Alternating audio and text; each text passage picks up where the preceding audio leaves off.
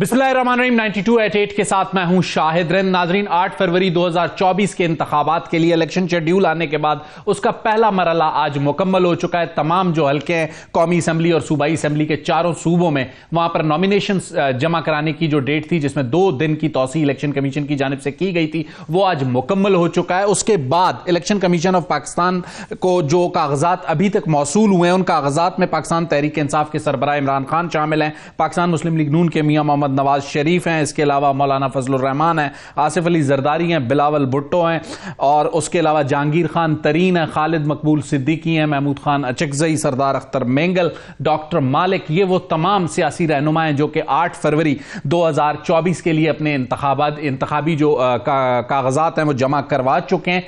शाहिद खाकान अब्बासी साबिक वजीर आजम इस बार तवील अरसे बाद इस इंतखाबी सियासत का हिस्सा नहीं होंगे और उन्होंने अपने नॉमिनेशन पेपर जमा नहीं करवाए हैं।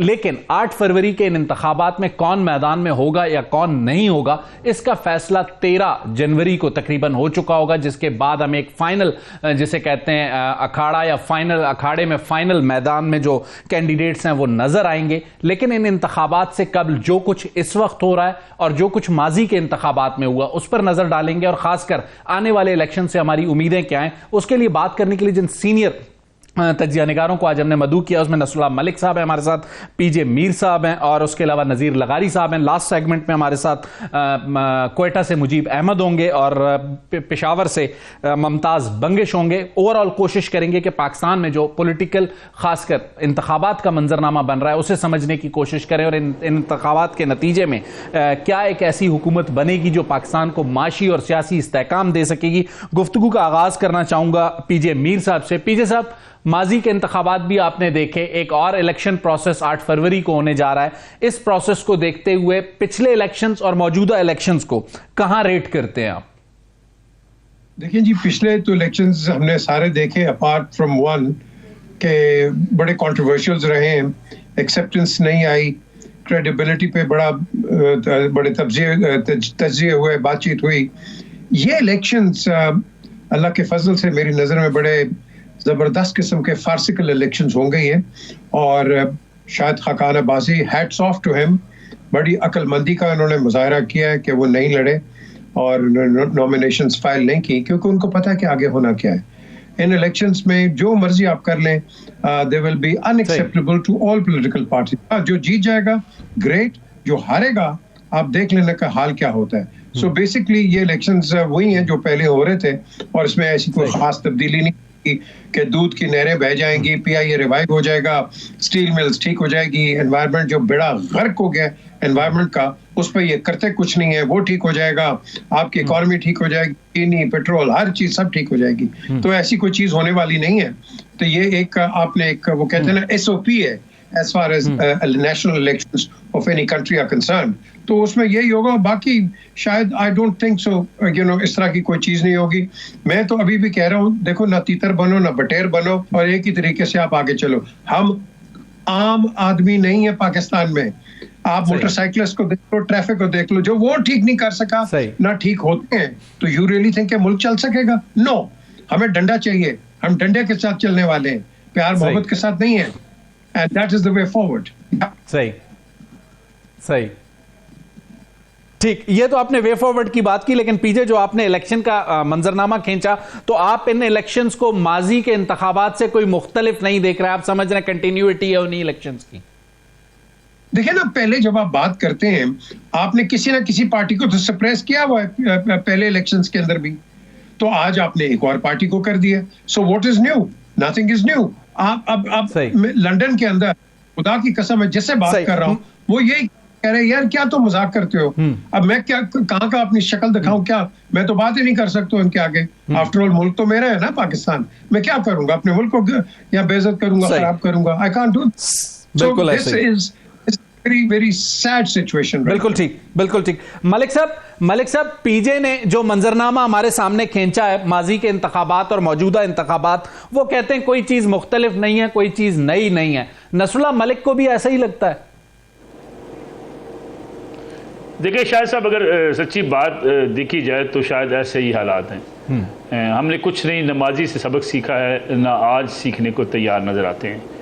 अगर आप देखें जिस फैसले को जो ज़मानत हुई इमरान खान साहब की और शाह महमूद कुरैशी साहब की, और उस पर जो इख्तलाफी नोट लिखा जस्टिस अतर मिनल्ला साहब ने, उसमें जो कुछ लिखा मेरे ख्याल में मलिक साहब इजाफी नोट था, इख्तलाफी नोट नहीं, इजाफी नोट। इजाफी नोट, उस इजाफी नोट में जो कुछ लिखा वो बड़ा वाज़े अंदाज में ये लिखा कि 2018 में भी ऐसा ही हुआ कि लेवलिंग प्लेइंग फील्ड एक पार्टी से छीनी गई और उन्हें डिस्क्वालीफाई किया गया वक्त के वजीर आजम को। यानी मेरे ख्याल में हम उस जुमले को निकाल के सारे फैसले पे बहस करते रहे।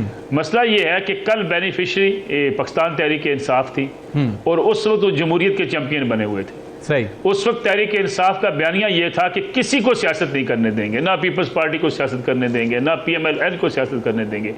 आज ये ख्वाहिशात PMLN की हैं। सही। कि आज कोई सियासत ना करे, बस PMLN ही सियासत करे। सही। पीपल्स पार्टी चाहेगी कि कोई और मैदान में ना हो, हम अकेले मैदान के अंदर हों। कराची के बलदियाती इंतखाब भी आपके सामने हैं। बिल्कुल। दर हकीकत हमारी सियासी जमातें जमहूरी सियासी जमातें नहीं हैं। सही। हमारा जमहूरी कल्चर नहीं है। हमारी सियासी जमातें चाहती हैं कि मैं इक़्तिदार में आऊं, मैं इलेक्शन जीत जाऊं तो इलेक्शन शफाफ होते हैं, मैं इलेक्शन हार जाऊं तो धांधली होती है। एस्टैब्लिशमेंट मेरे साथ खड़ी हो तो मुल्क के एक पेज पर होने की वजह से मुल्क तरक्की करता है। और एस्टैब्लिशमेंट अगर आपके साथ ना हो तो आप एस्टैब्लिशमेंट के खिलाफ एक महाजराई का आगाज कर देते हैं। देखिए ये पिछले 3 बड़ी जमातें अगर देख लें इक़्तिदार में आई, हर इलेक्शन के बाद एक दूसरे के ऊपर एतराज़ात उठाए गए, एक दूसरे के ऊपर कीचड़ उछाला गया, एक दूसरे के ऊपर इल्ज़ाम तराशी की गई। हर सियासी जमात कोशिश करती रही कि दूसरे मुखालफिन को जेल में भेज दे और उनको जेल में बंद करके उस सियासी मैदान के अंदर अकेली मौजूद रहे। बिल्कुल ठीक। ये रवैया जो पीजे साहब बात कर रहे हैं हमें यहाँ ले आया है कि इलेक्शन हो भी जाएंगे, कोई उसको मानेगा नहीं, ठीक हो गया। हारने वाला भी नहीं मानेगा। हत्ता कि इमरान खान साहब कौमी असम्बली की 6 नशिस्तें जीतने के बाद एक नशिस्त कराची से हारने के बाद इलेक्शन कमिशन के खिलाफ मैदान में आगे नहीं माना। बिल्कुल भाई 6 सीटें आप जीते हैं उसी इलेक्शन कमिशन से, बिल्कुल एक आप हारे हैं, आप कहते हैं इलेक्शन कमिशन ठीक नहीं है। बिल्कुल ठीक हो गया। लगारी साहब, नसरुल्लाह मलिक साहब को भी आपने सुना, पीजे साहब को भी आपने सुना, और आप हम तीनों में सबसे सीनियर आदमी हैं। 70s का इलेक्शन कहा जाता है कि पाकिस्तान में एक फ्री एंड फेयर, बहुत से लोगों का ये क्लेम है कि वो क्लेम भी गलत है, लेकिन आपने कोई फ्री एंड फेयर इलेक्शन देखा, या आपके ख्याल में जितने माजी में हुए ये भी वैसा ही होगा, कोई फ्री एंड फेयर इलेक्शन आज तक नहीं हुआ? तो 1970 के इलेक्शन को क्यों आप छोड़ देते हैं कि वो फ्री एंड फेयर थे? वो भी तो फ्री एंड फेयर नहीं थे। आपको पता है कि जब नवंबर में 5 नवंबर को 5 लाख अफराद सैलाब के अंदर बह गए, उनके घर बह गए, बस्तियां बह गई, मशरकी पाकिस्तान में सब कुछ बह गया था। और जो 3 बड़ी पार्टियां थीं, एक मजदूर किसान पार्टी चताउर रहमान की, और एक मौलाना भाषानी की नेशनल अवामी पार्टी थी, और एक और पार्टी थी मौलवी एक ही फजला की। तो ये सारी पार्टियां मुतालबा कर रही थी ना कि इलेक्शन मुलतवी किया जाए चंद दिनों के लिए, क्योंकि अगले महीने पर इलेक्शन हो रहे हैं और 5 तारीख को जलजला वो आता है, अपना सैलाब आता है, और 7 दिसंबर को इलेक्शन हो रहे हैं, 1 महीना 2 दिन के बाद। तो मुतालबा कर रहे हैं कि इलेक्शन से के लिए मुलतवी कर दिया जाए, लेकिन हुकूमत बहुत बज़िद है कि जनाब हम इलेक्शन तो वक्त पर ही कराएंगे। अच्छा, ये उस वक्त सूरत हाल थी। लगारी साहब, 1 मिनट के लिए आपको यहां रोकूंगा, जरा पीजे मीर साहब की तरफ जाऊंगा। जरा पहले से 2 सेगमेंट्स में हम कोशिश करेंगे कि जो इंतखाबात हो रहे हैं उसमें पंजाब और सिंध का मंजरनामा क्या होगा। पीजे मीर साहब, जैसे भी हो रहे हैं, 8 फरवरी को अभी तक इलेक्शन हो रहे हैं, और इन इलेक्शन के अंदर आपको पंजाब का मंजरनामा क्या नजर आ रहा है? देखिए जी, पंजाब तो वही रहेगा जो पहले है। ये तो बड़ी शोर कर रहे थे कि जी आपने एक कॉन्स्टिट्यूंसी भी बनानी है, ये इसको ये जो मुल्तान भालपुर का एरिया। तो क्वेश्चन इज, देखो सिंध की अपनी एक नोयत है, हर प्रोविंस की एक अपनी नोयत है। अब पंजाब का इसलिए आप बात करते हैं बिकॉज इसकी सबसे ज्यादा कॉन्स्टिट्यूंसी है और उसके पास सीटें ज्यादा है। तो ऑब्वियसली जिसने पंजाब जीता उसने पाकिस्तान जीता, और उसके बाद कोलिशंस बना ली। कोलिशंस जब बनाते हैं आपको क्या होता है। मैंने तो प्राइम मिनिस्टर हाउस में देखा हुआ है कि किस तरह मैं पार्टीज के क्या नाम लूं, सबको पता ही है कि किस तरह जी अगर आप वो कस्टम्स के आदमी हैं, अगर आप उनको नहीं निकालेंगे, ये मैं सच्ची आपको बात बता रहा हूँ। प्राइम मिनिस्टर के टेबल पे जो फोन आए हुए हैं कि जी आप वो जो कस्टम्स के आदमी हैं उनको निकाल दें, अगर नहीं निकालेंगे तो फिर हम आपके पीजे साहब, पंजाब का जो पॉलिटिकल मंजरनामा है वो आपको क्या नजर आ रहा है, अगर वो मुझे थोड़ा सा समझा सके। देखिए, सबसे ज्यादा हुकूमत पंजाब में किसने की है? रणजीत सिंह के अलावा शहबाज शरीफ ने की है, ठीक है। और पंजाब का जो आप ले लो, historically Shahbaz has been the longest serving, Ranjit Singh का भी रिकॉर्ड उन्होंने तोड़ दिया। लेकिन क्या आपने को इम्प्रोवाइजेशन की है? देखो, हम शायद बात करते हैं track 2, track 3, track 4, but what about the grass root? What about the grass root level? Grass root level के ऊपर हम बात नहीं करते। बिल्कुल, हमने एक आदमी जो है उसकी रिलीफ की बात नहीं करते। तो पीजे साहब वही ग्रास रूट पीजे साहब, आपने रंजीत सिंह की मिसाल दी, शहबाज शरीफ की मिसाल दी। इस वक्त ग्रास रूट पे आपको कोई रंजीत सिंह तो नहीं मिलेगा, मुकाबला बजायर पीटीआई और पीएमएल-एन का है पंजाब में। तो इस मंजरनामे में पीजे मीर को कौन लीड करता हुआ नजर आता है? देखिए, मेरी जो इस वक्त है, जो इंफॉर्मेशन कह लो, अगर तो पीटीआई को आने देंगे, एक अनलाइकली अलायंस हो सकती है पीएमएल-एन और PTI, which is again unlikely. But उसके साथ साथ डोंट फॉरगेट कि दूसरा कंटेंडर भी बैठा है जो कि लाइक माइंडेड है विद पीटीआई, पीपीपी पीटीआई। हालांकि आसिफ जरदारी ने कहा हम कोई नहीं करेंगे, वो भी उन्होंने एक रबर स्टैंप लगाई हुई है। पॉलिटिक्स के अंदर कोई देयर इज नो, वो कहते हैं ना, फर्मनेस और परमानेंस। पॉलिटिक्स में इंटरेस्ट होते हैं, तो हम है सारे इंटरेस्टिंग पॉलिटिक्स हमारे सब है। हम नजरियाती पॉलिटिक्स कोई नहीं है। शायद वो कहते हैं ना, जिसकी लाठी उसकी भैंस, और उसी दिस इज योर। बिल्कुल ठीक हो गया। लाठी इस वक्त किसके पास है? जरा नसरुल्लाह मलिक साहब से समझने की कोशिश करते हैं कि लाहौर की लाठी इस वक्त किसके पास है, और सेंट्रल पंजाब बिलखुसूस, क्योंकि साउथ पंजाब को हमने जरा अलग से डिस्कस करना है, इसलिए चाहूंगा कि मलिक साहब जरा पंजाब का सियासी मंजरनामा समझाएं। देखिए शाह साहब, अगर पंजाब की सियासत की बात की जाए ना, तो उसमें आपको दो चीज़ें जो है उनको सामने रख के कोई तजिया करना पड़ेगा। पहली बात तो ये है कि अगर 9 मई के वाक़यात ना होते तो आज पोजीशन कोई डिफरेंट होती। आज पीटीआई एक दबाव का शिकार है, पीटीआई का वोटर दबाव का शिकार है, पीटीआई की लीडरशिप यहाँ से भागी हुई है, पीटीआई की लीडरशिप जेलों के अंदर बंद है, उनके ऊपर मुकदमात कायम हुए हैं, बहुत से लोग जो हैं वो डिसक्वालीफाई हो जाएंगे। उनके नॉमिनेशन पेपर्स की जब उनके एतराज़ात आएंगे तो आपको नज़र आएगा कि बहुत सी डिसक्वालिफिकेशन हो गई हैं। बहुत से लोग जो हैं वो उनकी सजाएं हो जाएंगी। जब ये सजाएं हो जाएंगी तो आपको नजर आएगा कि पीटीआई एक मजीद दबाव का शिकार हो जाएगी। सही। इन हालात में जब पीटीआई की लीडरशिप जेलों के अंदर मौजूद हो, कैंपेन चलाने वाला कोई ना हो, हलकों में जाके बड़े जलसे करने वाला कोई ना हो, तो ये बात आप पंजाब की सियासत की समझ लीजिए कि आप कुछ परसेंटेज वोट जो है वो आप ज़ाया कर रहे होते हैं। सही। इलेक्शन डे के दिन भी अगर आपके पास पॉलिटिकल लीडरशिप सारी मौजूद ना हो और भरपूर तरीके से आप इलेक्शन ना लोगों को, वोटर्स को ला सकें, तो पंजाब के अंदर ऐसा नहीं होता कि लोग खंबे को खड़ा कर दें और इलेक्शन जीत जाए। इसकी मैं एक छोटी सी मिसाल आपको देना चाहूंगा। आखिरी जो पंजाब के अंदर टिकट्स दिए पीटीआई ने, वो जो टिकट्स जब देने की बारी आई, जो ज़िमनी इलेक्शन होने जा रहा था, जो नहीं हो सका, उस इलेक्शन के अंदर आप देख लीजिए कितने इलेक्टेबल्स थे जो पीटीआई ने एडजस्ट किए थे, इसलिए कि पीटीआई को नजर आ रहा था कि अगर इलेक्टेबल्स को टिकट ना दिए गए तो इलेक्शन नहीं जीता जा सकेगा। सही। इसलिए ये सोशल मीडिया पर तो मुहिम आपको नजर आएगी कि पीटीआई बगैर किसी कैंडिडेट के, बगैर किसी लीडरशिप के इलेक्शन जीत रही है। हालात ऐसे मलिक साहब, पीटीआई की जिन मुश्किलात का आपने जिक्र किया, जो मंजर आपने मेरे सामने रखा, उसमें तो फिर ऐसी सूरत-ए-हाल में पीपल्स पार्टी पंजाब में उतनी स्ट्रेंथेंड नहीं है। आईपीपी एक नौमौलूद जमात है, फिर उसे एक पीटीआई की नफरत का फैक्टर भी है, जेयूआई फे है नहीं, तो पीएमएल-एन आपको बड़े आराम से लैंडस्लाइड विक्ट्री करती हुई नजर आ रही है। मुझे लगता है जहां से पीएमएल-एन हारेगी वहां पे आजाद उम्मीदवार जीतेंगे। सही। और बाकी जगहों पे पीएमएल-एन जीतेगी, और बाज नशिस्तें जहां पीटीआई के वो लोग जो मेरे ख्याल में इन मुकदमात से निकले हुए हैं, मुकदमात के अंदर वो शामिल नहीं हैं, वो भी सीटें जीतने की पोजीशन में हो सकते हैं। सही। लेकिन अगेन बात ये होगी कि 8 फरवरी का दिन सियासी जमातें किस तरीके से देखेंगी। क्या 8 फरवरी के दिन पुरअमन इंतखाबात होते हैं? अगर स्मूथली इंतखाबात होते हैं तब पीटीआई का वोटर शायद थोड़ा सा बढ़ जाए।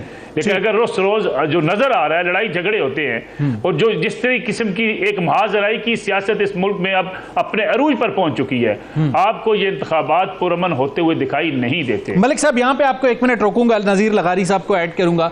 लगारी साहब, खासकर हमें थोड़ा सा साउथ पंजाब की डायनामिक्स समझाइएगा। 2 बहुत इंपॉर्टेंट पॉइंट्स मलिक साहब ने हाईलाइट किए, एक इंडिपेंडेंस के, और दूसरा उन्होंने कहा पुरअमन इंतखाबात होने पर सवालिया निशान होगा। कुछ राय ये है कि इस बार जुनूबी पंजाब में एक बड़ी तादाद होगी इंडिपेंडेंट्स की, और अगर आखिर में जिसने गवर्नमेंट फॉर्म करनी है ये इंडिपेंडेंट्स उसी तरफ जाएंगे। बिल्कुल ऐसा ही होगा, मेरा ख्याल भी यही है कि हम अगर शुरू करते हैं यहाँ से राजनपुर से, तो राजनपुर में एक बड़ी तादाद जो है वो इंडिपेंडेंट्स की जीतेगी, क्योंकि रुझान में मुकाबला होगा दृशक और मजारिज का, या मजारिज का आपस में भी तो मुकाबला हो सकता है, लेकिन इसमें वही जीतेंगे।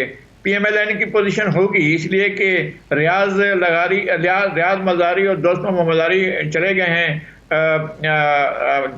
मुस्लिम लीग नून में, तो वो पोजीशन मुस्तकम करने की कोशिश करेंगे, लेकिन उनके मुखालफत में जो ग्रुप होंगे वो भी कम नहीं होंगे और वो भी अपनी ताकत दिखाएंगे। खास तौर पर जो उनके जो पिछले दिनों कत्ल हुए थे अपने बेटे के हाथों, आतिफ मजारी के जो एक अजीज हैं, बेटे हैं, वो वहां से कंटेस्ट करेंगे और उनको एक अच्छी खासी लीड मिल सकती है। नसरुल्लाह दृशक का मुकाबला मुज्तबा दृशक करेंगे और दोनों के दरमियान टफ मुकाबला होगा, दोनों की पोजीशन भी आजाद ही होगी किसी। लेकिन लगारी साहब पंजाब को ओवरऑल आप देख रहे हैं कि PMLN वर्सेस इंडिपेंडेंट होगा?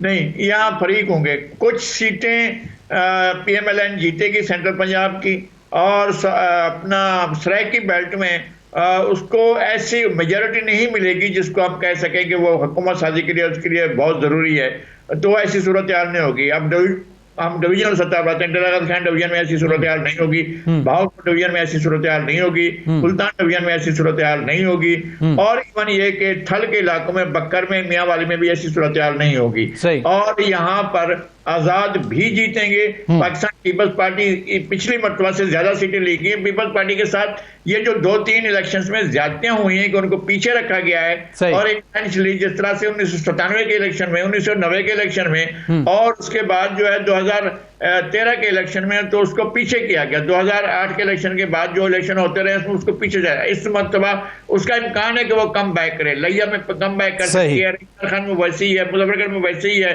खान में एक जगह पर वो आ सकती है, 1-2 सीटें यहाँ से ले सकती है। मुल्तान डिवीजन में बहुत। लगारी साहब जो नक्शा आप मेरे सामने खींच रहे हैं उसमें तो पाकिस्तान पीपल्स पार्टी पंजाब में इस पोजीशन में अगर आ जाती है और सिंध में जो उनका हमें होल्ड नजर आता है, तो क्या बिलावल को वजीर आजम बनाने का ख्वाब जो है ना वो ताबीर हो सकेगा आसिफ अली जरदारी साहब का?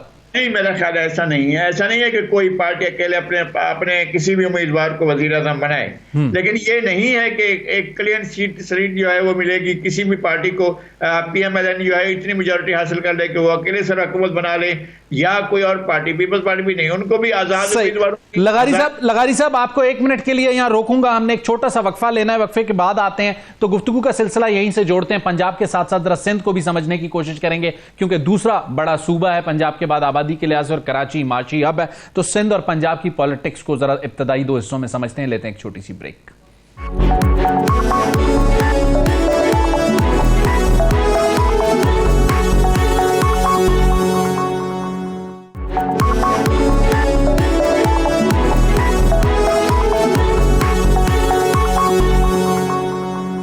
वेलकम बैक नाजरीन, प्रोग्राम के दूसरे हिस्से में आपके सामने हाजिर खिदमत हैं। लगारी साहब, जरा सिंध की सूरत हाल पर आप हमें अपनी राय दीजिएगा कि जनूबी पंजाब की जो आपने सूरत हाल रखी, तो सिंध में पाकिस्तान पीपल्स पार्टी के अगेंस्ट जो कुछ हो रहा है, GDA, MQM, PMLN, तो सिंध को आप कैसे देख रहे हैं? सिंध में क्या सिचुएशन होगी? देखिए, सिंध में तो हम हल्का वाइज चले ना। अगर हम हल्का वाइज चलते हैं या जिला वाइज चलते हैं, तो पहले तो कराची है। कराची में 14 सीटें मिली थी PTI को 2018 के इलेक्शन में। वो 14 सीटें वो PTI वाले छोड़ दें, वो किसी को भी नहीं मिल रही है ना इस वक्त, तो PTI को नहीं मिल रही हैं। अब यहाँ किसको लेकिन लगारी साहब आप कह रहे हैं किसी को भी नहीं मिल रही, तो जा कहाँ रही हैं? नहीं, मैं वही कह रहा हूँ कि किसी को नहीं मिल रही है। इस तरह से इन ब्लॉक नहीं जा रही है किसी भी तरफ को। अब ये पार्टी तकसीम होगी, 1-2 सीटें जमात इस्लामी मिलेंगी, 2-3 सीटें जो है इनमें से 2-3 सीटें जो है वो पीपल्स पार्टी लेगी, 3-4 सीटें जो है वो MK मिलेगी। इसी तरह से 2-3 सीटें आजाद लोग आ जाएंगे। ये जो सीटें थी PTI के पास, बाकी सीटें अपनी अपनी पार्टियां रखेंगी जिनके पास थी। पीपल्स पार्टी के पास मलिर की सीट थी, वाजा अपना जोखियो अब्दुल करीम की सीट थी, आगा रफीउल्लाह की थी, पटेल की वो सीट थी, वो वहां से आए थे। और ये जो अभी सीट कामयाब हुए थे जिसमें हकीम बलोच वो दोबारा वहां पर वो आ सकती है। ये तो सूरत हाल इस तरह से है कि ये सीटें 4 सीटें पीपल्स पार्टी की जो पहले से बनी हुई हैं, अब नई सीटों की तरफ पेशकदमी पीपल्स पार्टी की हो सकती है कि वो माजी के मुकाबले में कोई सीटें और ले ले। बाकी चलते हैं हम चलते हैं इधर ठट्ठा में कोई और नजर नहीं आता ना हमें, सजावट में कोई नजर नहीं आता है, चीन में कोई नजर नहीं आता, टन्नो मोहम्मद खां में कोई नजर नहीं आता, मिठी में कोई नजर नहीं आता, हैदराबाद और सक्खर में कोई ऐसा एलिमेंट नहीं है। वो देखें कि एमक्यूएम आकर कंटेस्ट करती है और एमक्यूएम की सीट लेती है, लेकिन हम कैसे जीडीए को कंसीडर करें यहाँ पर, और किस तरह से हम पीएमएलएन को करें कंसीडर हैदराबाद में और सक्खर में, तो वहां तो उनका वजूद नहीं है। क्या करेंगे? बदीन वाली सीट जिस पर फहमीदा मिर्जा आई थी, वो भी सस्टेन करना चाहती है तो बहुत बड़ी बात होगी अगर वो सीट उनको दोबारा मिलती है तो। बाकी कोई सीट ऐसी नहीं है। और जतोई जो है नौशोर फरोज के, वो अपनी सीट के लिए क्या करते हैं, किससे बात करते हैं, किस तरह से कोई जोड़ तोड़ करते हैं, सिर्फ उनका एक मसला। बाकी पूरे सिंध के अंदर कौन सी सीटें, आखिरी 2 मुखालिफ सीटें थी। और बिलावल भुट्टो के खिलाफ लाड़काना में जब राशिद सूमरो लड़ रहे हैं, उसे कैसे देखते हैं लगारी साहब? वो उतना ही वोट ज्यादा से ज्यादा जो पहली दफा लिए थे, पिछली बार लिए थे, वो ज्यादा से ज्यादा से ले जाएंगे। मेरा ख्याल है वोट नहीं लेंगे 50,000। तो फिर तो लगारी साहब सिंध बज़ाहिर दोताई अक्सरियत के साथ पीपल्स पार्टी के साथ ही रहता हुआ नजर आता है, जो मंजरकशी आपने की है। एक छोटा सा सवाल कि 172 का जो गोल्डन नंबर है नेशनल असेंबली का, वो किसी भी सियासी जमात को नजीर लगारी साहब कैसे पूरा करते हुए देखते हैं? नहीं, मैं नहीं देख रहा हूं। मैं ये देख रहा हूं कि बहुत मुनकसिब होगा मैंडेट, और कुछ सीटें जो हैं वो पीपल्स पार्टी पीछे, अगर पीछे भी हुई तो पीएमएलएन से बहुत कम सीटों पर मार्जिन होगा।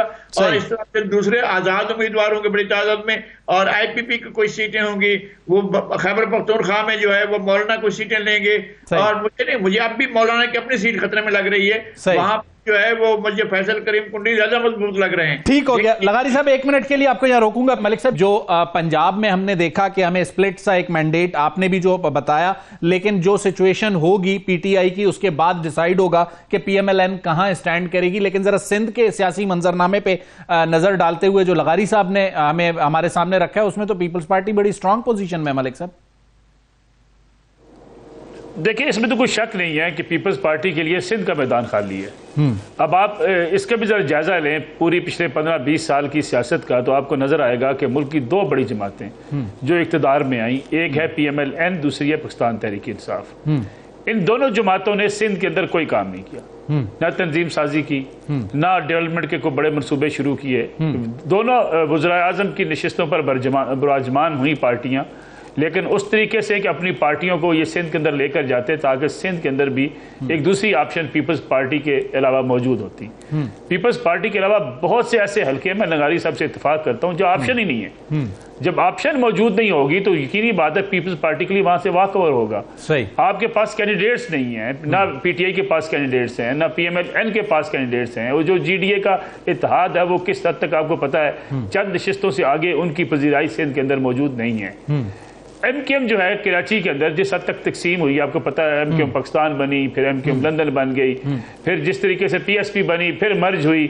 अगर आप सोचें कि एमक्यूएम उतनी ताकत के साथ मौजूद है जितनी पहले जब एमक्यूएम एक हुआ करती थी, तो मेरे ख्याल में ये बात भी जो है वो दुरुस्त नहीं है। सही, आज एमक्यूएम को भी अपनी सर्वाइवल की जंग लड़नी है कराची और हैदराबाद के अंदर और बड़े शहरों के अंदर। माजी में ये एमक्यूएम आगे तक निकल रही थी, सिंध के अंदर जा रही थी, लेकिन आज ऐसी सूरत हाल नहीं है। तो इन हालात में पीपल्स पार्टी एक ऑप्शन बचती है अवाम के लिए, वोटर के लिए। सही, जब ऑप्शन कोई नहीं होगा, मैंने जैसे कहा पंजाब के अंदर भी अगर कैंडिडेट ही नहीं होता पीटीआई का, तो फिर कैंडिडेट डिस्क्वालीफाई हो जाता है, तो फिर क्या होगा, या आजाद जीतेगी या पीएमएलएन जीतेगी। बिल्कुल ठीक। तो मेरे ख्याल में यह सूरत हाल ये है कि बिल्कुल पीपल्स पार्टी सिंध के अंदर एक बेहतर पोजीशन में है, और सिंध के अंदर उनका मुकाबला किसी बड़ी जमात के साथ नहीं है। मलिक साहब, 172 का गोल्डन नंबर कैसे पूरा हो सकता है? जैसे लगारी साहब ने बताया, मुनकसिम पार्लियामेंट, आपको भी ऐसा ही लगता है? अगर मैं ख्वाहिशात की हद तक जिक्र करूं आपसे, तो पीएमएलएन ये समझती है कि वो मोर देन 100 सीटें जो है वो नेशनल असेंबली की जीत जाएगी। अगर वो 100 से ज्यादा नशिस्तें लेने में कामयाब होती है तो ख्वातीन नशिस्तें मिला के उनके पास जो तादाद है वो 140 के करीब पहुंच सकती है। इन हालात में मौलाना फजल रहमान हो या दीगर इत्तेहादी उनके साथ जो एमकेएम हो, तो ये नंबर्स वो पूरे कर सकते हैं, और इसी की वो कोशिश कर रहे हैं। उनकी ख्वाहिश है कि वो पीपल्स पार्टी के बगैर हुकूमत बना लें। लेकिन अगर पीटीआई पंजाब में जीतती है बाद नशिस्तों पे और पीएमएल-एन को वहां से झटका लगता है, तो फिर पीपल्स पार्टी और पीएमएल-एन की इत्तेहाद के बगैर हुकूमत बनाना बड़ा मुश्किल हो जाएगा। अब ये डिपेंड करेगा कि पंजाब चूंकि 141 सीट्स हैं पंजाब की, पंजाब क्या डिसीजन करता है। अगर पंजाब ने किसी जमात को 100 के करीब सीट्स दे दी, जो पीएमएल-एन तोक्को लगा के बैठी हुई है कि मैदान हमारे लिए खाली है, पीटीआई मुकदमात भुगत रही है, अगर ऐसा होता है तो फिर पीएमएल-एन के लिए मैदान साफ होगा। तो बेसिकली एक हंग पार्लियामेंट आपको भी लग रही है। पीजे मीर, आपने सुना मलिक साहब को भी और नजीर लगारी साहब को भी, आपको सिंध का मंजरनामा और 172 का गोल्डन नंबर पीजे कैसा लगता है? ये जो इलेक्शन पाकिस्तान में होते हैं, इसमें जब आपको बिठाया जाता है और आपको कहा जाता है कि आप इस तरह करें, तो जब आप नहीं करते हैं तो फिर आप एग्जीक्यूटिव से भी चले जाते हैं, जुडिशरी से चले जाते हैं, फौज से भी चले जाते हैं, तो एक नॉर्मल एसओपी एक तय हो जाता है। जो मर्जी आए, अगर तो एस्टैब्लिशमेंट की मर्जी के साथ काम नहीं करेगा, इन कनाइवेंस विद इट, और आप एक दूसरे के साथ मिल के काम नहीं करेंगे, आप सर्वाइव नहीं कर सकते। अब आज की जो बात कर रहे हैं वो वही होगी जब जो लगारी साहब ने पहले बात की है, बिल्कुल सही बात है। आपके पास कोई किसी को मेजॉरिटी नहीं मिलेगी, ना मिल सकती है, ना मिलने वाली है, क्योंकि हमारे वो जो कहते हैं ना तेवर ऐसे खराब हो जाते हैं जब आपको मेजॉरिटी मिलती है, तो फिर आप क्या कहते हैं कि पूरे पाकिस्तान को आप टेक ओवर करो। वो मौका आपको नहीं दिया जाएगा। आपको एक हंग पार्लियामेंट मिलेगी जिसके अंदर एक अच्छी चीज जो ये होगी कि आपको बाहर से तनकीद नहीं अंदर इस गवर्नमेंट पे पड़ेगी।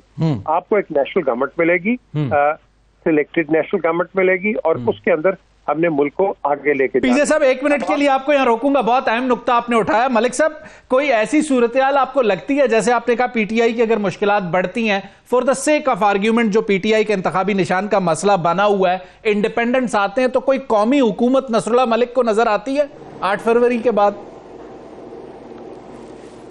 देखिए, अगर मुल्क के मसाइल को हल करना है तो फिर तमाम सियासी जमातों को मिलकर कोई ऐसा किरदार अदा करना होगा जिसके नतीजे में मुल्क में कुछ देर पा पॉलिसियां चल सकें। लेकिन बदकिस्मती से शायद ऐसा होगा नहीं। सही, इसलिए कि सियासी जमातें अपनी जातियात से बाहर निकलने को तैयार नहीं है। सही, ठीक। अगर इमरान खान साहब 2018 में इक़्तिदार में आने के बाद सबको लेकर साथ चलते तो आज इमरान खान साहब जेल के अंदर बंद ना। बिल्कुल ठीक है। मलिक साहब, एक मिनट, मलिक साहब मेरे पास आखिरी 2 मिनट है, चाहूंगा लगारी साहब भी इस नेशनल गवर्नमेंट वाले फॉर्मूले पे जो है ना कमेंट करें अपना।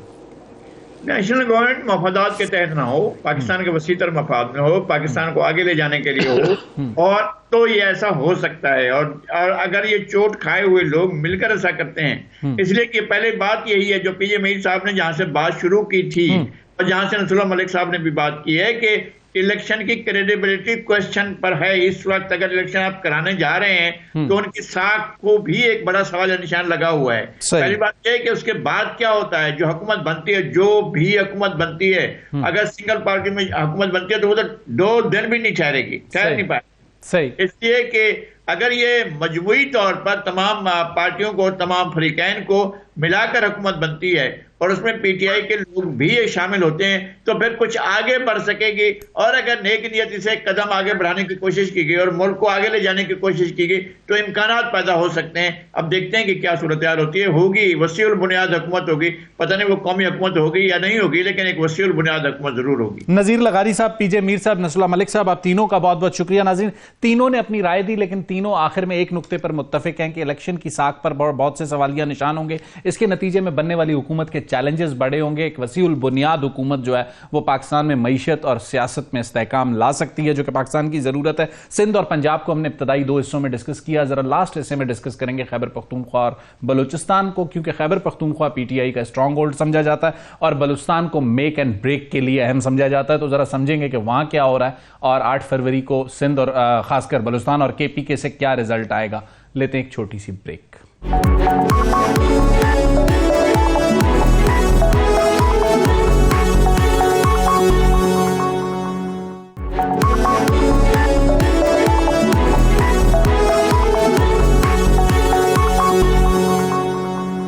वेलकम बैक नाज़रीन। प्रोग्राम के आखिरी हिस्से में जरा बात करेंगे बलूचिस्तान और खैबर पख्तूनख्वा का जो सियासी मंजरनामा है उसकी। हमारे साथ मौजूद होंगे मुजीब अहमद, सीनियर सहाफ़ी हैं, तजिया निगार हैं, आज टीवी के ब्यूरो चीफ हैं कोयटा से, और पेशावर से हमें ज्वाइन करेंगे 92 न्यूज़ के ब्यूरो चीफ मुमताज़ बंगश साहब। सबसे पहले जाते हैं बलूचिस्तान और मुजीब अहमद साहब से बात करते हैं। मुजीब साहब, बलूचिस्तान ने 2018 से 23 तक का जो 5 साल सफ़र था पाकिस्तान तहरीक इंसाफ का हो या PDM का, उसमें बलूचिस्तान का एक बड़ा अहम रोल रहा सरदार अख्तर मेंगल की सूरत में, बलूचिस्तान अवामी पार्टी की सूरत में। क्या 8 फरवरी में भी आप इतना ही इंपॉर्टेंट रोल देखते हैं बलूचिस्तान का, और बलूचिस्तान का सियासी मंजरनामा आपको क्या लगता है?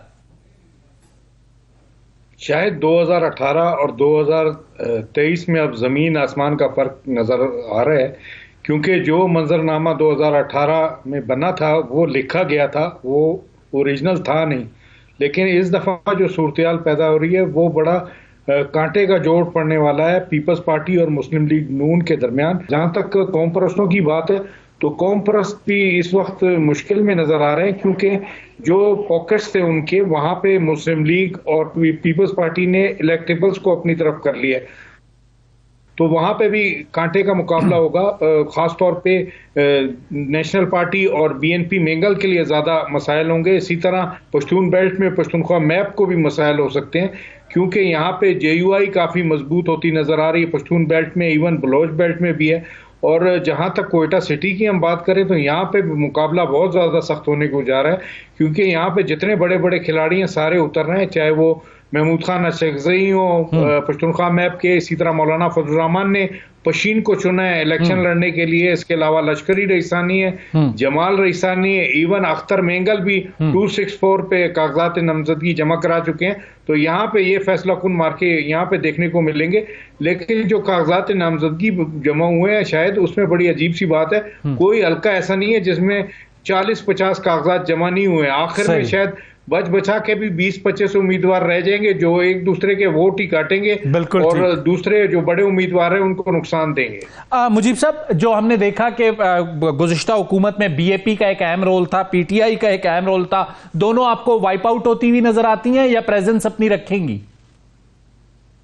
देखें, BAP में अब भी इलेक्टेबल्स मौजूद हैं और वो इस पोजीशन में है कि वो सीटें जीत लें। वो कौमी असेंबली की भी 2 से 3 नशिस्तें जीत सकते हैं, इसी तरह 6 से 7 सूबाई असेंबली की नशिस्तें भी जीतने की पोजीशन में, क्योंकि ये इलेक्टेबल्स हैं, इनके इलाकों में इनकी बड़ी साख है और वो अपनी पोजीशन काफी हद तक बरकरार रखेंगे। लेकिन इस पोजीशन में कतई नहीं होंगे कि वो हुकूमत साजी कर सके, वो सिर्फ एक फैक्टर होंगे जो हुकूमत साजी में मदद देगा। मुजीब साहब, आपने जो सियासी मंजरनामा रखा उसमें बज़ाहिर ऐसा लगता है कि बलूचिस्तान में अगर 3 बड़ी पार्लिमानी जमातों की अभी तक की सूरत हाल पे बात करें, उसमें PMLN, पीपल्स पार्टी और JUI फे ही नजर आती हैं।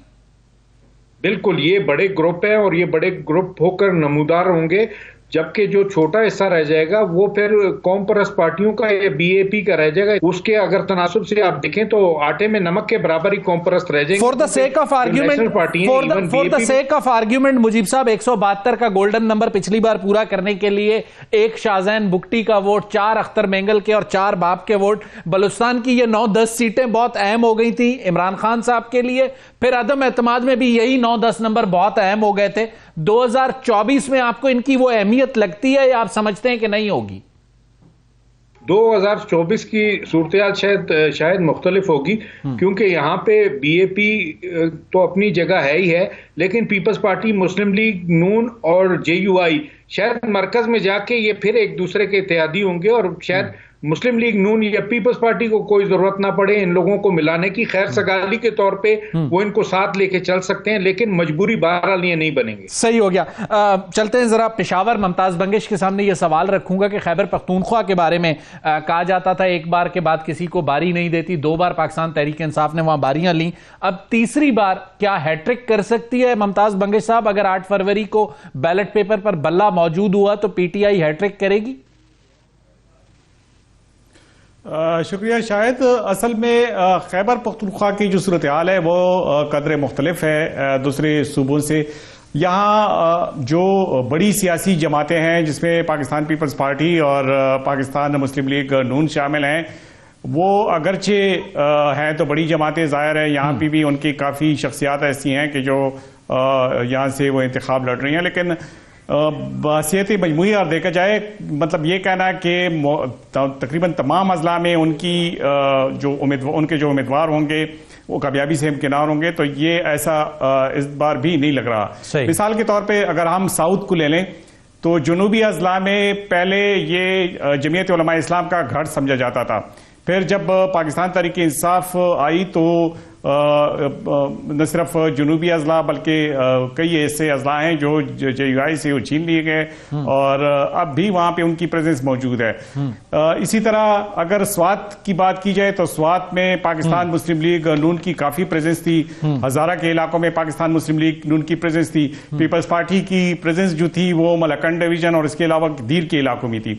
अब सूरत हाल कदर मुख्तलिफ इसलिए है कि अब जमीयत उलमा इस्लाम, अवामी नेशनल पार्टी और पाकिस्तान तहरीक इंसाफ, ये वो 3 जमातें हैं कि जिनका ज्यादातर नशिस्तों पर 1-to-1 मुकाबला हो सकता है। बाज जगह ऐसी है कि जहां के तीनों जमातों के मुकाबले होंगे। हजारा डिवीजन को कैसे देखते हैं? मुश्किल सूरत हाल इस बार पेश आ रही है और वो ये कि बाजवड़ में वो कोई इंतखाबी मुहिम नहीं चला सकते। वो जो कह रहे हैं कि मौसमी हालात हैं या मुख्तलिफ किस्म के दूसरे जो तहफ़्फ़ुज़ात का इजहार कर रहे हैं, वो उसमें ज्यादा वजन नहीं। उनके लिए जो असल मसला है, जो खुलकर इसका इजहार नहीं करते, वो ये है कि उनके लिए लॉ एंड ऑर्डर का मसला है। सही।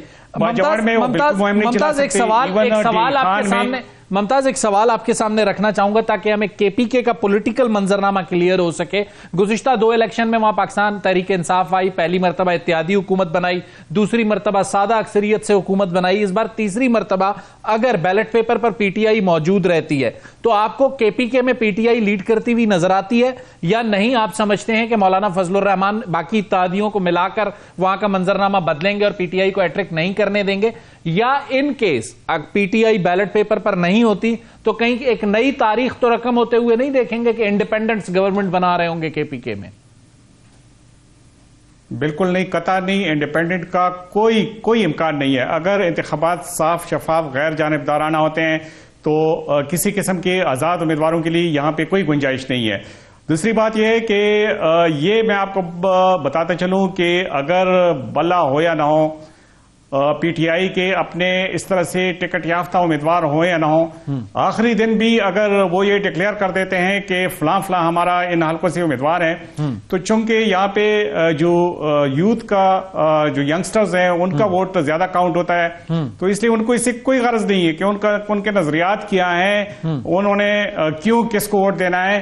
उनका सिर्फ एक नजरिया है कि हमने वोट देना है इमरान खान को, फिर उनको कैंडिडेट से भी कोई गरज नहीं है। इस बार भी तकरीबन कोई ऐसा हल्का नहीं है कि जहां से आजाद उम्मीदवारों की सूरत में 10-10, 5-5, 6-6 उम्मीदवारों ने कागजात जमा ना किए हों। ये वो तमाम ऐसे उम्मीदवार हैं जो जाहिरन तो आजाद उम्मीदवार लगते हैं, लेकिन असल में उनको PTI ही की हिमायत हासिल होगी और आखिरी दिनों में ये ऐलान किया जाएगा कि PTI का असल उम्मीदवार ये है और वोट इसी को देना है। अगर यही सूरत हाल रही तो फिर तो जमीयत उलमा इस्लाम के लिए अगर एंटी-PTI अलायंस बनता है खैबर पख्तूनख्वा में तो मुमकिन तौर पर उस अलायंस में सब इकट्ठे हो सकते हैं, या आपको लगता है नहीं PMLN और जमीयत इकट्ठे हो सकते हैं, पीपल्स पार्टी और ANP अलग से अलायंस कर सकते हैं? अभी तक जो मुज़ाकराती अमल हो रहा है उससे तो ये अंदाजा हो रहा है कि जमीयत उलमा इस्लाम, अवामी नेशनल पार्टी, पाकिस्तान मुस्लिम लीग नून और पाकिस्तान पीपल्स पार्टी इकट्ठे सीट टू सीट एडजस्टमेंट कर देंगे। अलायंस से ज्यादा उनकी सीट एडजस्टमेंट पर फोकस है। उनके साथ कौमी वतन पार्टी भी होगी, तो जाहिर है ये सारी जमातें जब इकट्ठी होंगी तो पाकिस्तान तहरीक इंसाफ ही के खिलाफ इकट्ठी होंगी। ऐसी सूरत में भी हमने बल्दियाती इंतखाबात में ये नतीजा ज्यादा, ये जो लाएहमल था, ये ज्यादा मुअस्सर साबित ना हो सका। इसके अलावा बाकी इंतखाबात में भी इनकी इस तरह ट्राइपार्टाइट इत्तेहाद हुआ था और ये इसके अलावा भी इन तमाम जमातों का भी PTI के खिलाफ इत्तेहाद हुआ था, तो उससे ज्यादा दूरस्थ नताइज उनके सामने नहीं आए। फिर भी पाकिस्तान तहरीक इंसाफ ही को कामयाबी हुई थी। अच्छा मुमताज, एक सवाल आपके सामने रखना चाहूंगा। जो साबका कबायली इलाके फाटा कहा जाता था, जो कि अब मर्ज KP का हिस्सा है, वहां से माजी में हम देखते थे कि इंडिपेंडेंट्स जीत कर आते थे, लेकिन गुज़िश्ता कुछ अरसे में हमने देखा कि वहां से अली वजीर भी आए, मोहसिन दावड़ भी आए। तो इस बार उन इलाकों में पॉलिटिकल पार्टीज आपको पेनिट्रेट करती हुई नजर आती हैं या फिर अली वजीर और मोहसिन दावड़ उस जगह पर स्ट्रांग रहेंगे? असल में जो माजी में वो आजाद हमें देखने को मिलते थे, उसकी वजह ये थी कि पॉलिटिकल पार्टीज एक्ट वहां पे मौजूद नहीं था। जब से पॉलिटिकल पार्टीज एक्ट वहां पे मौजूद है तो वहां पे सियासी जमातों के नुमाइंदे भी मुंतखब होते जा रहे हैं। जमीयत उलमा इस्लाम के कई नुमाइंदे वहां पे हुए हैं। अब भी उनका काफी उधर असर रसूख मौजूद है। वजीरिस्तान के इलाकों में, बाजावर के इलाकों में उनका काफी असर रसूख मौजूद है। उनके काफी पावरफुल कैंडिडेट्स मौजूद हैं और यह है कि वहां पे आजाद उम्मीदवारों की इस बार भी कोई गुंजाइश दिखाई नहीं दे रही। इस बार भी अगर वो इलेक्शन भी लड़ते हैं तो वो मुख्तलिफ सियासी और हजारा डिवीजन को कैसे प्रेडिक्ट करेंगे मुमताज? हजारा डिवीजन में साबिक वजीर आजम मियां नवाज शरीफ ने इन्हें 15 मंसेरा से कागजात नामजदगी जमा किए हैं। इसके अलावा भी वहां पे कैप्टन सफ्तर का ताल्लुक भी वहां से है। लेकिन उधर मसला यह है कि सरदार मेहताब जो कि साबिक गवर्नर भी रह चुका है, अब पीटीआई से पाकिस्तान मुस्लिम लीग नून से दिल बर्दाश्ता हो चुके हैं। वहां पे साबिर शाह जैसे जो शख्सियात हैं वो मुस्लिम लीग नून में शामिल हैं, लेकिन वो भी एक्टिव नजर नहीं आ रहे हैं। तो चूंकि उनकी जो लीडरशिप है तो वो ज्यादा एक्टिव नहीं है और वो अपनी क़यादत से नाराज नजर आ रही है। और वो माजी में भी चूंकि इनकी जो पार्टी की क़यादत है उससे इख्तिलाफात थे। मुमताज आपका और मुजीब साहब आपका दोनों का बहुत बहुत शुक्रिया। नाज़रीन, खैबर पख्तूनख्वा और बलूचिस्तान की सूरत-ए-हाल मुमताज बंगिश और मुजीब अहमद ने हमारे सामने रखी। इस सारी सूरत-ए-हाल को अगर हम देखते हैं तो एक मंजरनामा जो हमारे सामने आता है 8 फरवरी के इंतखाबात की सूरत में, बेसिकली अगर पीटीआई बैलेट पेपर पर बल्ला मौजूद रहता है तो पंजाब में नून लीग और पाकिस्तान तहरीक इंसाफ का भरपूर मुकाबला होगा। खैबर पख्तूनख्वा में पाकिस्तान तहरीक इंसाफ और जेयूआई फे का मद्दे मुकाबले होंगी और बलूचिस्तान में जो है वो जिसे कहते हैं पीएमएलएन पीपल्स पार्टी और जेयूआई फे तीनों एक मुकाबले की पोजीशन में होंगी। उसके साथ साथ सिंध एक ऐसी जगह है जहां पर अभी तक जो मंजरनामा हमारे सामने है, चूंकि इंटीरियर सिंध में, अंदरून सिंध में पीपल्स पार्टी का कंट्रोल है और कंप्लीट होल्ड है, उसकी वजह से उसके लिए कोई बहुत बड़ा चैलेंज बाज़ाहिर नजर नहीं आता। ऐसी सारी सूरत-ए-हाल में सबसे अहम फैक्टर होंगी छोटी जमातें और इंडिपेंडेंट्स जो हैं वो खासकर जुनूबी पंजाब के इंडिपेंडेंट्स। तो इस सूरत में 172 का जो गोल्डन नंबर है वो किसी एक जमात के लिए अब आसान नहीं है बज़ाहिर पूरा करना। और अगर पूरा होता है तो उसके नतीजे में क्या पार्लियामेंट बनेगी और अगर नहीं होता तो उसके नतीजे में क्या पार्लियामेंट बनेगी, इसका फैसला 8 फरवरी को पाकिस्तान की अवाम ने करना है और उसके बाद ही हमें यह अंदाजा होगा कि मुल्क में सियासी और माशी इस्तेहकाम कैसे आएगा। लेकिन एक खबर जो आपसे शेयर करना चाहूंगा, जो निगरान वजीर आजम है अनवारुल्लाह काकड़, 8वें निगरान वजीर आजम है, उन्होंने तकरीबन 130 रोज से जायद निगरान वजीर आजम रहने का रिकॉर्ड बनाया। इससे कबल ये रिकॉर्ड मोहम्मद मियां सुमरो साहब के पास था, अब ये रिकॉर्ड अनवारुल्लाह काकड़ के पास है। 8 फरवरी तक वो बज़ाहिर केयरटेकर प्राइम मिनिस्टर रहेंगे। अगर इलेक्शन होते हैं तो उसके बाद कोई और केयरटेकर प्राइम मिनिस्टर इतने दिन वजीर आजम रह सकेगा या नहीं, उसका फैसला इन इंतखाबात के बाद जब टेन्योर पूरा होगा तो उसके बाद ही हो सकता है। अगले प्रोग्राम तक मुझे शाहिद रिंद को इजाजत दीजिए। अल्लाह हाफिज।